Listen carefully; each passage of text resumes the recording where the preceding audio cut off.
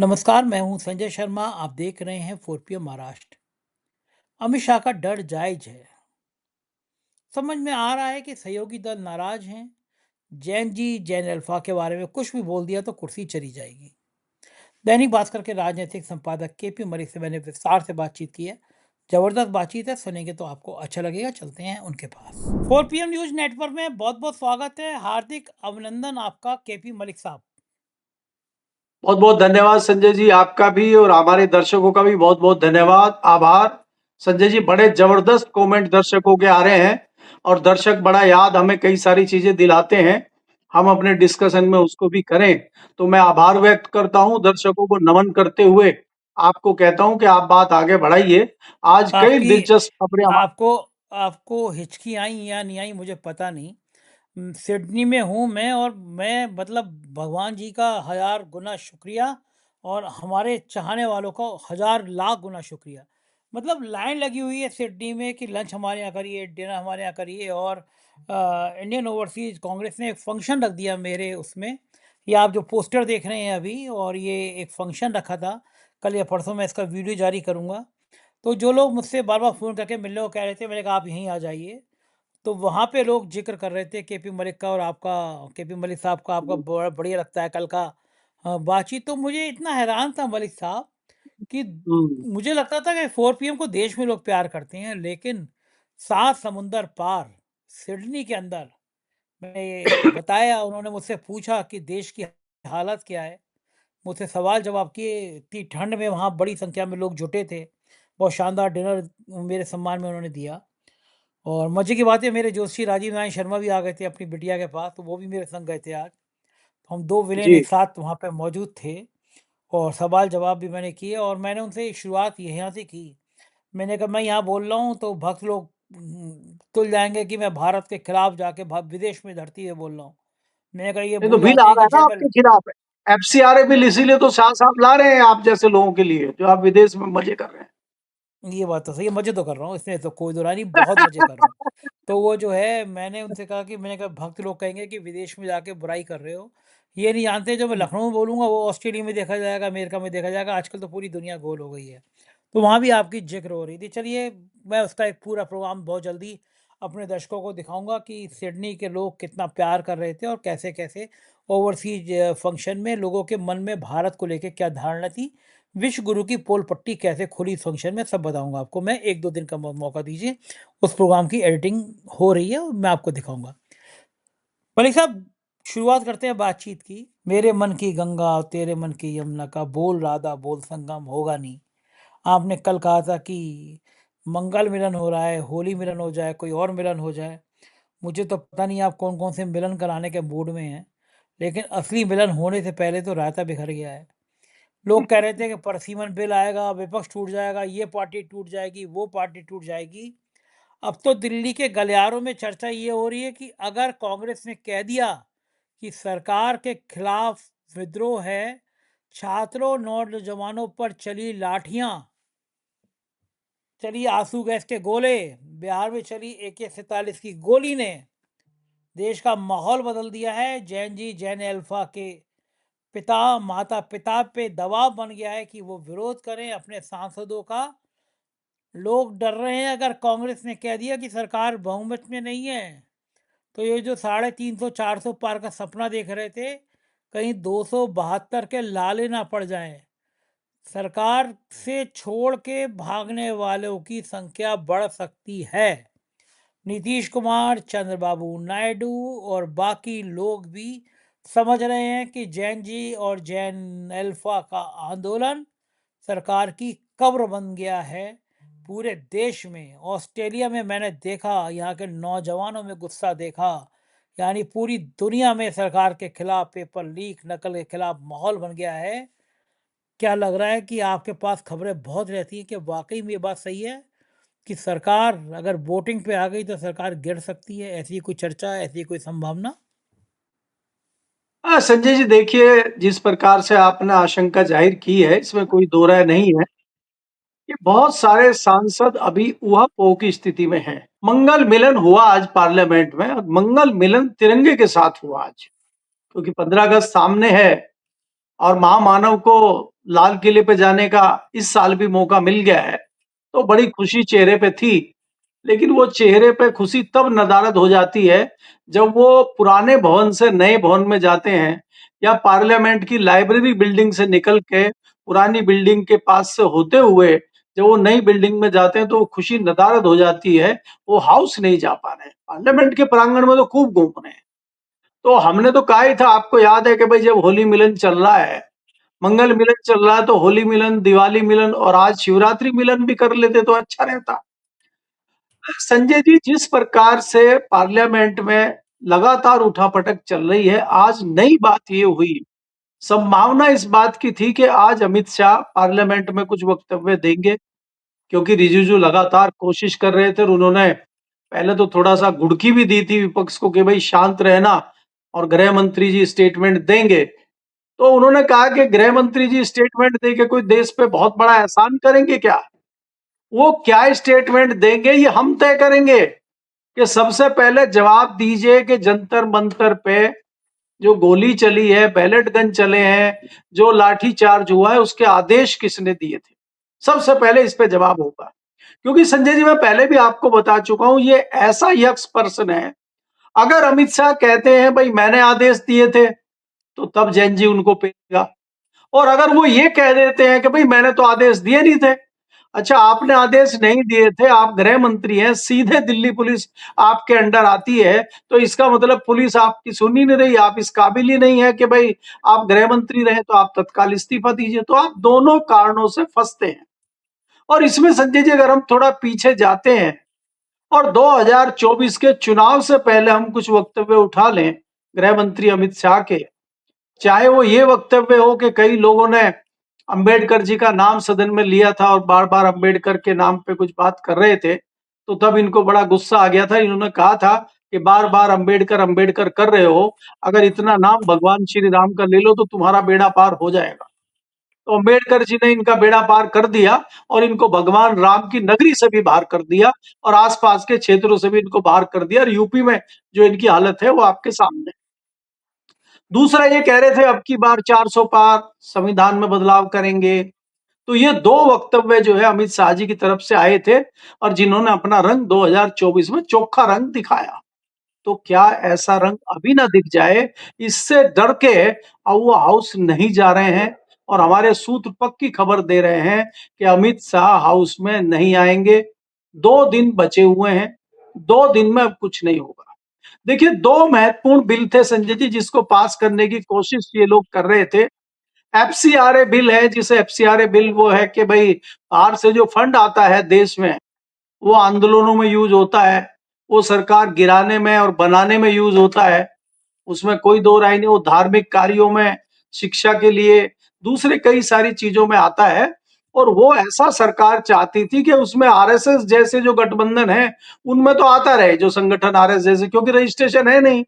अभी आपको एक और नई खबर दे दूं कि सूचना ये है कि बहुत जल्दी ही संघ प्रमुख जो है यात्रा विदेश की करेंगे। मोदी जी के नक्शे कदम पे वो भी चल गए, कनाडा, अमेरिका, जर्मनी जाने के उनके प्रोग्राम बन रहे हैं, क्योंकि माल तो वहीं से आता है। तो भाई माल कैसे भेजेंगे, हम कोशिश कर रहे हैं एफसीआरए बिल आ जाए, तो उसमें बाकी लोगों को जो पैसा आए वो अपना हिसाब किताब दें, सरकार उसको कंट्रोल करेगी और आरएसएस और इसके जो दूसरे संगठन है उनको पैसा आता रहे, उसमें कोई दिक्कत नहीं है। तो वो भी अधर में लटक गया है अभी, वो भी मुझे आता हुआ दिख नहीं रहा है। दूसरा जो परिसीमन की बात कर रहे थे, जो प्रमुख बिल था इनका परिसीमन में, ये चाह रहे थे कि हम 800 साढ़े 800 सीटें कर दें और उसकी जुगत में अमित शाह लगे हुए थे। और पिछले दिनों आपने सुना होगा महाराष्ट्र की यात्रा पे थे, इधर दूसरे एकाध प्रदेश में भी गए थे समर्थन जुटाने। तो इनको कहीं न कहीं निराशा हाथ लगी है। खबरें ये हैं, सूत्र इस प्रकार की खबरें दे रहे हैं कि तमाम जो क्षेत्रीय दल हैं, तमाम जो छत्रप हैं, चाहे वो शिवसेना हो, चाहे वो महाराष्ट्र के दूसरे संगठन हो, सब ने हाथ खड़े कर दिए। चंद्रबाबू नायडू भी थोड़े बिदके हुए नजर आ रहे हैं और वो कोई इसलिए नहीं बिदके हुए नजर आ रहे हैं कि वो इनसे डर रहे हैं या वो किसी लालच में हैं। उनको डर ये है कि अगर उन्होंने इनके हिसाब से फैसला ले लिया और जैन जी खड़ा हो गया, तो जैन जी को क्या जवाब चंद्रबाबू नायडू देंगे, वो इससे डरे हुए हैं। और हलचल हलचल जेडीयू में भी हो गई है, नीतीश कुमार के यहाँ भी, उनके भी जो मंत्री हैं, वो भी बहकी-बहकी बातें कर रहे हैं। तो इस हालात में ये लगने लगा है कि अब ये बिल खटाई में पड़ गया है और ये संसदीय दल को भेज दिया गया है, जेपीसी बना के उसके हवाले बिल कर दिया गया है कि उसको दूसरे तरीके से लाने की कोशिश की जाए। अब क्या होगा वो तो अगले 2 दिनों में पता चलेगा। लेकिन दूसरी चीज़ ये है कि संसद के प्रांगण में आज एक और नया कारनामा देखने को मिला कि जिस प्रकार से लगातार कांग्रेस पार्टी और समाजवादी पार्टी, मुख्य विपक्षी दल, प्रधानमंत्री और गृह मंत्री को भगोड़ा-भगोड़ा कर रही है, आज इन्होंने जो है पहली बार मैंने अपने इतिहास में देखा ना होगा, शायद मैं ये घटना देखना चाह रहा था और इतिहास में ये भी दर्ज हो गई कि हम भी इस साक्षी हो गए इस घटना के कि आज सरकार के सांसदों ने धरना प्रदर्शन पार्लियामेंट में किया और राहुल गांधी को भगोड़ा बताने का कोशिश उन्होंने कहा। उन्होंने कहा कि प्रधानमंत्री जी, गृह मंत्री जी तो रोज पार्लियामेंट आते हैं, राहुल गांधी भगोड़े हैं। और आप ये मजे की बात देखिए कि प्रियंका उनके पास गई और प्रियंका ने कहा कि राहुल गांधी से बताइए क्या सवाल पूछना है, वो तो यही है। बोला वो वहां क्यों नहीं जा रहे हैं, झारखंड क्यों नहीं गए? बोला झारखंड के बच्चों से बात हो गई है। बोला नहीं, झारखंड जाओ। अब आप देखिए भारतीय जनता पार्टी को, भाजपा की सरकार को, उनके मंत्रियों को, उनके सांसदों को झारखंड की कितनी चिंता हो रही है। उनको देश के दूसरे राज्यों की, दिल्ली के राज्यों की चिंता नहीं हो रही है, उनको झारखंड के बच्चों की चिंता हो रही है। तो आप ये देखिए कि इस तरह की परिस्थितियां बनी हैं और प्रियंका गांधी ने तो कह भी दिया कि ये हमारी बहुत बड़ी जीत है कि हमने यहां खड़ा कर दिया सरकार को लाकर उनकी पार्टी को कि उनको भी आंदोलन करना पड़ा, भले ही वो कुछ भी कर रहे हो, वो भी तख्तियां लेके हमारे साथ खड़े हैं, तो हम तो इसको बड़ी जीत मानते हैं। तो ये माहौल पार्लियामेंट में चल रहा है संजय जी। जी। बिल्कुल ठीक कह रहे हैं मलिक साहब, और सरकार को ये समझ नहीं आता कि 1 मिनट पार्लियामेंट चलाने के लिए लाखों रुपए खर्च होते हैं। ये लाखों रुपया सरकार के मंत्री अपने मामा जी की ज़मीन बेच के नहीं आते। ये मेरे और आपके टैक्स का पैसा है, आम आदमी के टैक्स का पैसा है। सरकार चलाने की पूरी ज़िम्मेदारी संसदीय कार्य मंत्री की होती है। एक बार अरुण जेटली और सुषमा स्वराज का किस्सा याद होगा, जब हंगामा हो रहा था, उन्होंने कहा कि विपक्ष का काम यही होता है, ज़िम्मेदारी तो सरकार की है, संसदीय कार्य मंत्री की है। अब वो ज़िम्मेदारी कहाँ चली गई? अब वो सरकार क्यों नहीं चला पा रहे? पहली बार हो रहा है, किरण रिज्जू हंगामा कर दे रहे हैं। बीजेपी के एमपी संसद में नारेबाजी कर रहे हैं, धरना दे रहे हैं। मतलब ये तो हुआ कि केपी मलिक जी नाराज़ हो गए तो घर पे बैठ गए कि आज जो है वो मैं भूख हड़ताल पर बैठा हूँ, घर वालों के खिलाफ बैठा हूँ। अपने ही घर में अपने ही घर वालों के खिलाफ बैठ जाएँ। ये तो कुछ कुछ वैसा हुआ। इन्हें समझ नहीं आ रहा है, इन्हें मति भ्रम हो गया है क्या? मलिक साहब क्या लग रहा है आपको? संजय जी देखिए, एक तो इस सरकार में तमाम क्रांतिकारी और विद्वान मंत्री भी हैं और विद्वान सांसद भी हैं और विद्वानों को मंत्री इस सरकार में बनाया गया। इस ऐसे विद्वान हमने पहले कभी देखे नहीं हैं। आपके बिहार के एक जो है कपड़ा मंत्री हैं, उन्होंने ट्वीट किया, राहुल गांधी किसी विदेशी परिवार के साथ, अपने किसी मित्र के परिवार के साथ बोट में जा रहे हैं, पूछ रहे हैं राहुल गांधी ये तस्वीर किसकी है? ये पूछ रहा, कपड़ा 3 बार का मंत्री, केंद्रीय मंत्री राहुल गांधी से सवाल पूछ रहा है। और जो छींचा लेदर हुई है इसमें, कांग्रेस के लोगों ने जवाब दिया, दूसरे दूसरे लोगों ने जवाब दिया। अमेरिका के एक व्यक्ति का मैंने उस पे ट्वीट पे देखा, उसने कहा ये मेरे मित्र के बच्चे हैं, मेरे मित्र की पत्नी है और राहुल गांधी भी उस बोट में हमारे साथ बैठे हैं। बोट में राहुल गांधी, बच्चा और उनकी पत्नी दिख रहे हैं क्योंकि बोट में जब फोटो खींचते हैं तो बहुत डिस्टेंस फोटो खींचने का मिलता नहीं है, इसलिए ये है। इससे आपकी मानसिकता झलकती है कि आप कितने बड़े मंत्री हैं और क्या सवाल आप पूछ रहे हैं। तो इनकी छीछा लेदर में कोई कमी नहीं है। बात ये है कि जो जिस प्रकार से मंत्री और संतरी व्यवहार कर रहे हैं, वो ये जताता है कि भारतीय जनता पार्टी के पास अब ज़्यादा कुछ कहने को बचा नहीं है। दूसरा जो आपने सवाल किया है कि अब क्या परिस्थितियां देश में बन रही हैं, क्या हो रहा है? संजय जी देखने वाली बात ये है कि जेन ज़ी जाग चुका है और भारतीय जनता पार्टी के तमाम मंत्री, प्रधानमंत्री, गृह मंत्री इस बात को समझ चुके हैं और इनको समझ नहीं आ रहा है अभी क्या किया जाए। आज इंडियन एक्सप्रेस में सोनिया गांधी ने एक आर्टिकल लिखा है। आप ये देखिए कि मनमोहन सिंह के ऊपर कोल घोटाला, 2G घोटाले के तमाम आरोप लगे और उसी कोल घोटाले में बाइज्जत बरी उनको किया गया। और आप याद करिए 2012, 2013 और 14 तक आते-आते क्या छवि बनाई गई थी प्रधानमंत्री मोदी जी की विकास पुरुष और उनकी एक दब्बू प्रधानमंत्री, ना बोलने वाले प्रधानमंत्री, नाकारा प्रधानमंत्री की छवि बनाई गई थी, छवि घड़ी गई थी और उसमें कांग्रेस के लोग उसको जो है ठीक तरीके से नहीं प्रस्तुत उस टाइम कर पाए क्योंकि मुझे लगता है कि जब कांग्रेस कोई भी सरकार, कोई भी पार्टी की सरकार होती है, तो वो दल थोड़ा-सा गलतफ़हमी में रहता है, तो शायद कांग्रेस भी उस टाइम मत में रही होगी और उसने इतना ध्यान नहीं दिया और छवि इस तरह की बन गई।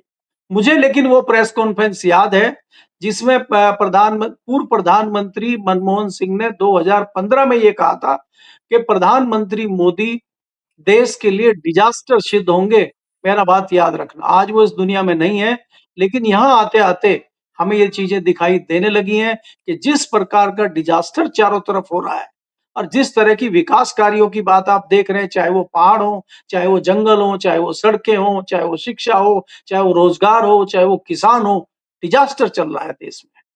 लेकिन सरकार अभी भी बम-बम है। तो इसलिए आज वो ये लोग अपने आप को बड़ा दुःख महसूस कर रहे हैं कि उन्होंने हमने गलत तरीके से मनमोहन सिंह को लिया और बहुत सारे लोगों ने उनको श्रद्धांजलि भी दी है और उनके बारे में ये भी कहा है कि भाई इस तरह का व्यक्ति जब देश कई बार जो है फाइनेंस क्रिटिकल में फँस गया था, उससे बाहर निकालने में भी मनमोहन का बड़ा हाथ माना जाता है। पढ़े-लिखे व्यक्ति थे, विद्वान थे, अर्थशास्त्री थे। उनके बाद अगर इस तरह के प्रधानमंत्री बैठे हैं, जो आज सिर्फ़ जुमलेबाज़ी चल रही है और कुछ हो नहीं रहा है, तो इस तरह की चर्चाएँ भी दिल्ली में हैं। जी। अच्छा मुझे बताइए मलिक साहब, आपका तो विपक्ष के और सत्ता के दोनों के पार्टी के सांसदों से बड़ा व्यक्तिगत टाइप का रिश्ता है, आपको बहुत सारी खबरें अंदर की मिल जाती हैं, संग में भी आपके सोर्स ठीक-ठाक हैं। क्या अगर वोटिंग की नौबत आ जाती है, कांग्रेस कहती है कि भई वोटिंग करा लीजिए किसी मुद्दे पे या सरकार बहुमत में नहीं है, ऐसी मुद्दा आ जाती है, तो क्या 1% भी सरकार खतरे में है? संजय जी 2 चीज़ हैं जो आपने पिछली बार सवाल पूछा था उसमें एक चीज़ छूट गई थी। आपने कहा था कि जो संसदीय मंत्री होता है या सरकार होता है, ज़िम्मेदारी हाउस उसकी ज़िम्मेदारी होती है हाउस को चलाना। मैं अगर आपको वाजपेयी गवर्नमेंट से शुरू करूँ तो संसदीय दल के संसदीय मंत्री थे प्रमोद महाजन और कांग्रेस उस टाइम बड़ा हंगामा कई सारे लोग करते थे। कांग्रेस के जो नेता थे, विपक्षी दल के नेता थे, बड़ा हंगामा उस टाइम करते थे और कई दिन पार्लियामेंट भी नहीं चली थी, हमें याद है। तो बाद में प्रमोद महाजन ने ही आके उन लोगों को कहा सेंट्रल हॉल में कि भैया देखिए आपकी हाज़िरी लग गई है, आपकी ड्यूटी हो गई है, अब हमें भी अपनी ड्यूटी करने दो, हमें भी अब जो है सरकार के कामों को करने दो और कुछ बिल वगैरह पास करने दो। इस तरह से मनाने का काम प्रमोद महाजन उस समय करते थे, ये मैंने देखा है और अपने कानों से सुना है। उसी प्रकार से जब कांग्रेस की सरकार आई और मुख्य विपक्षी दल भाजपा बनी और भाजपा में लोकसभा की नेता सुषमा स्वराज थी और राज्यसभा के नेता अरुण जेटली थे। तो उनके भी वार्तालाप लगातार सरकार से होते थे और सुषमा स्वराज जिस प्रकार से विरोध करती थी कांग्रेस का या अरुण जेटली जिस प्रकार से राज्यसभा में खिंचाई करते थे, वो हमें याद है। लेकिन कभी भी ये नहीं हुआ कि जो हालात हम आज देख रहे हैं सदन में, उस तरह की दुश्मनी कहीं नहीं झलकती थी। विरोध होगा अंदर, बातचीत होगी, कड़वाहट होगी, जुमलेबाजी भी होगी, कविताएँ भी होंगी, शेर भी होंगे और बाहर आके चाय भी आप सेंट्रल हॉल में साथ में पी रहे होंगे और बाद में स्पीकर एक मीटिंग बुलाते थे कि भई दोनों आपका विरोध प्रदर्शन हो गया है, कई दिन से पार्लियामेंट नहीं चल रही है, अब एक जो है कॉमन मिनिमम प्रोग्राम बनेगा और देश को कम से कम इससे दूर किया जाए और देश को नुकसान नहीं होना चाहिए, उसपे एक सहमति बना के संसद को चलाया जाता था। इसमें आपकी बात बिल्कुल सही है कि पार्लियामेंट को चलाना सरकार का काम है। अभी जो संजय जी आपने सवाल पूछा है कि जो परिस्थितियाँ आज की डेट में बनी हुई हैं, बहुत विकट परिस्थितियाँ बनी हुई हैं। सबसे पहले आपको देखना होगा कि ये जो 20-22 सांसद हैं ममता बनर्जी की पार्टी के, पूरा ये सेशन खत्म होने जा रहा है, 2 दिन बचे हैं, उनकी स्थिति नहीं पता है कि उनको क्या है। क्योंकि जिस वो सीपीआईएम पार्टी में गए हैं, उसको अभी तक मान्यता मिली नहीं है। इधर से अगर ऐसे में कोई व्हिप जारी कर देती है ममता बनर्जी की party, Kalyan Banerjee chief of whip हैं, अगर वो व्हिप जारी कर देते हैं कि भई आपको सदन में रहना है और इनके खिलाफ वोट देना है और आपको ये करना है और अगर कोई सदस्य ये नहीं करता है, और फिर पार्टी जो है लिख के दे देती है स्पीकर को, तो उसकी सदस्यता चली जाती है। इस तरह की भी परिस्थितियां होती हैं। तो अगर ऐसी परिस्थिति बनती है, तो ये जो सांसद बने घूम रहे हैं, तो इनका क्या होगा? और दूसरा, क्या सरकार भी चाह रही है क्या कि इनकी सदस्यता चली जाए और नंबर ऊपर से कुछ कम हो जाए? दूसरी चीज ये है कि ऐसे में ये जो जेनजी सड़कों पे है, ये जो अल्फा जेनजी नया तैयार हो रहा है, आ रहा है, तो इससे आप देखिए बाकी चीजों से तो आप बच जाएंगे ईडी सीबीआई से तो, लेकिन जेनजी से नहीं बच पाएंगे आप। चाहे आप किसी भी राज्य में जाइए, चाहे चंद्रबाबू नायडू हो, चाहे नीतीश कुमार हो, चाहे शिवसेना वाले हो, और चाहे डीएमके वाले हो। तो अब लोग इस खतरे से डर गए कि जो नया खतरा पैदा हुआ है पिछले दिनों, और जेनजी जो है, आप जान रहे हैं, मैं तो बार बार कहता हूं आपको कि जेनजी को एक ऐसा वर्ग नहीं है जो तत्काल उसको कोई फायदा चाहिए। वो तो लंबी लड़ाई लड़ने वाला है। वो तो कुछ लोग एग्जाम दे चुके हैं, कोई देंगे, कोई पढ़ रहे हैं, कोई लिख रहे हैं। अब हैरानी की बात देखिए संजय जी, यूपी की घटना है कि डीएम के ऑफिस में पहुंच गए अल्फा जेनजी कि हमारे स्कूल में पानी की छत टपक रही है, हमारे स्कूल में नल नहीं है, हमारे यहाँ करप्शन हो रहा है। तो ये तो नया रास्ता दिखा दिया है जेनजी ने लोगों को मांग करने का। वो कह रहे नेताजी के पास जाने की जरूरत ही नहीं है, सरकार को घेर लीजिए। तो वो अपनी डिमांड कराने का उनका एक नया तरीका है, और इसमें चाहे कोई पार्टी हो, चाहे कोई सरकार हो, चाहे कोई प्रतिनिधि हो, उनको गलत भी नहीं ठहरा सकता, क्योंकि वो तो जायज मांग कर रहे हैं। उनको तो राजनीति तो करनी नहीं है, वो पार्टी के लिए समर्थन तो मांग नहीं रहे। तो उनकी जायज मांग है, और अगर आप उनके खिलाफ जाते हैं तो आपको राजनीति से काम है, और इसीलिए तमाम दूसरे दल जो है वो घबराए हुए हैं। और संजय जी, आप अभी तो कहना थोड़ी जल्दीबाजी होगा। भारतीय जनता पार्टी का अगर सफाया होगा, भारतीय जनता पार्टी का अगर नुकसान होगा, तो उसका सबसे बड़ा जिम्मेदार अगर कोई होगा तो वो जन जी होगा। भले ही उसका माध्यम कोई भी बने, राहुल गांधी बने, अखिलेश बने, विपक्ष बने, कोई भी बने, लेकिन मेन मामला जो है वो जन जी उसमें हीरो रहेगा। जी। बिल्कुल ठीक कह रहे हैं, हालात यही बन रहे हैं और बहुत खतरनाक स्थिति है। बहुत बहुत शुक्रिया मलिक साहब, आपने बातचीत की, थैंक यू। ये थे केपी मलिक जी, पूरी बातचीत आपने सुनी। सबसे बुरा हाल किसी का हुआ तो अमित शाह का हुआ। सोचा नहीं था कि नौजवानों पे गोली चलवा के, लाठी चलवा के, आंसू गैस चलवा के, AK-47 चलवा के नुकसान करने वाले हैं, डरेंगे नहीं, ये सोचा नहीं था। पूरे देश की राजनीति बदल दी जैन जी और जैन अल्फा ने। दिखा दिया कि नेताओं के भ्रष्टाचार तुम्हारा काम चलेगा नहीं, सुधर जाओ। आप क्या सोचते हैं बताइएगा जरूर। शुक्रिया, थैंक यू।